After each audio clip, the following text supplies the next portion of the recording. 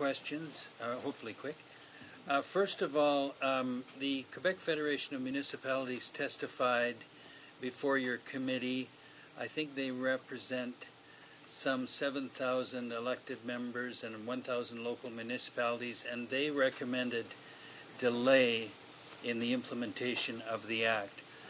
And I understand that was adopted by only a minority of the committee, your committee. Could you explain in a little more detail why they felt it was important for them to delay the coming into force?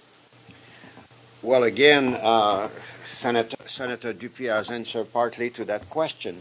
There is still uncertainty in terms of what the approach of the various municipalities will take to ban, for instance, the use of cannabis in public places, in parks or not, where the police forces will be trained. In other words, will they have the level of professionalism to be able to maintain public order once cannabis is legal? And especially that group of municipalities, they are the small one, less than 2,000 people. So a really small community with very little, means to be able to address that new situation. And most of them, sometimes they share services at a regional level. They are very different one another. Some have only 500 citizens, as their residents. So there is such a level of discrepancy among them that they are not all at the same level to address this new issue. So they try to make an average and saying, listen, give us more time to be sure that we'll know how we can cope with that.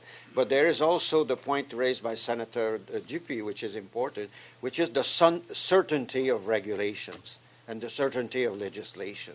Everybody is still waiting, trying to do, maybe this will happen, maybe that won't happen. As Senator Boisvenu has mentioned, the equipment to to test the saliva and the drug in saliva is still in development. It has not been yet certified. When will that be?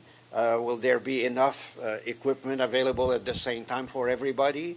How you plan the training, for the officer to do to be able to control that? There's a lot of, as I say, you change the overall system. It's a radical change. We have to recognize this.